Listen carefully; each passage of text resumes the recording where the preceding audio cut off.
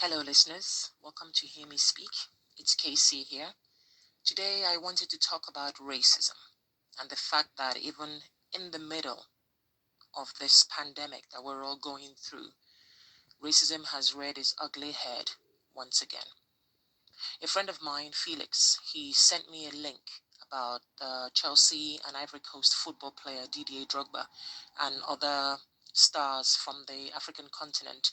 Apparently, they were denouncing remarks made by two French doctors who said that any vaccine against the coronavirus pandemic should be first tested in Africa.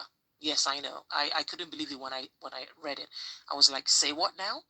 So any vaccine that they're going to test should be tested on the African continent. It's mind-boggling. This conversation, according to the BBC News, it took place on TV, and the debate was about trials in Europe and Australia. So this was actually said publicly. It wasn't like it was said behind closed doors to a friend and then reported anonymously. This was actually on television. The doctor um, is not a medical student or a newly qualified doctor, but actually the head of one of the departments at a French hospital said this. And this was exactly their quote. If I can be provocative, shouldn't we be doing this study in Africa where there are no masks, no treatment, and no resuscitation? So, listeners, once again, the African continent seems to be fertile ground for people to be used as an experiment, as lab rats. African people are good enough to be experimented on, but that just seems about the only thing that they're good enough for, drug trials and nothing else. It's also interesting that the African continent has been least affected by this pandemic, thankfully. So instead of these doctors and scientists trying to find out why is that, they decided, nope, not going to do that. We're not interested in anything positive from there. After all, this is a continent that's all about malnutrition, poverty, famine, etc.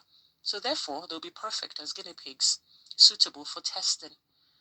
Racism, listeners, rears its ugly head yet again.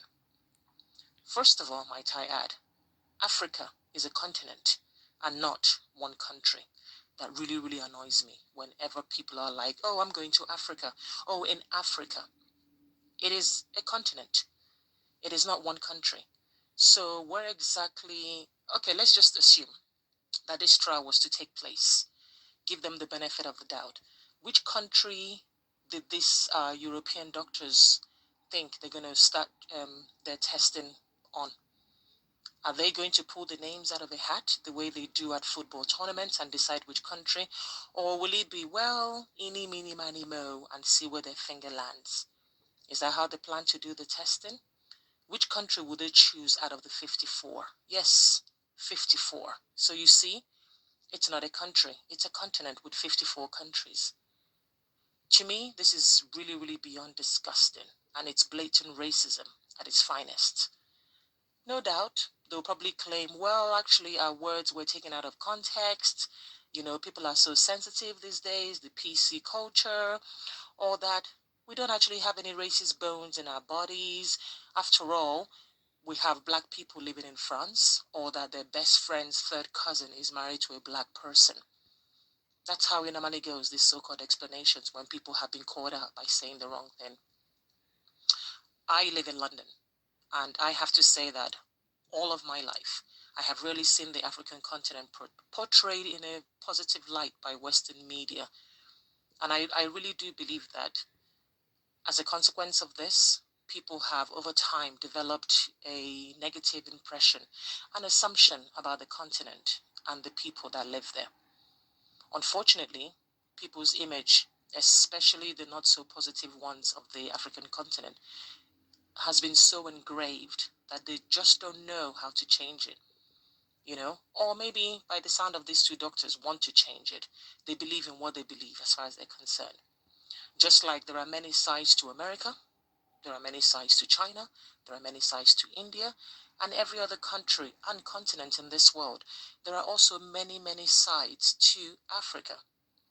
Can you imagine what it would be like if Africans stereotyped everybody else the way that they've been stereotyped? When was the last time, listeners, that a Western media went into the middle class home of an African home or on the continent, a home with running water, a home with electricity, and actually interviewed them, found out who they were, what their lives were about, found out about how the people go about their day without any issues, spoke to them that had nothing to do with disease or malnutrition, when or famine, when or charity, when or raising money to help again the poor blacks in Africa, people who allegedly live in mud huts, or people who have monkeys and lions as pets. When? I would like somebody to show me, because I don't remember seeing anything like that in a very, very long time. Even in 2020, this conversation is still going on. Even in 2020, senior medical professionals can brazenly voice their opinions about testing on a mass scale using their fellow human beings, albeit the darker version of themselves. The non-blacks must be spared after all, because they are the superior ones, aren't they? To me, that's what the doctor's statement says to anyone who cares to read between the lines. So even in this day and age, they are so bold to go on national television and make such a reckless statement, because in their minds, in their world, is the logical thing to do. This is why diversity matters in all walks of life, be it in the boardroom, on the golf course, at conferences, or around the dining table. Diversity helps to overcome prejudices, cultural barriers, and also helps us understand different perspectives within the world we all share, within the world we all live in. Racism means prejudice, discrimination, or antagonism directed against someone of a different race based on the belief that one's own race is superior.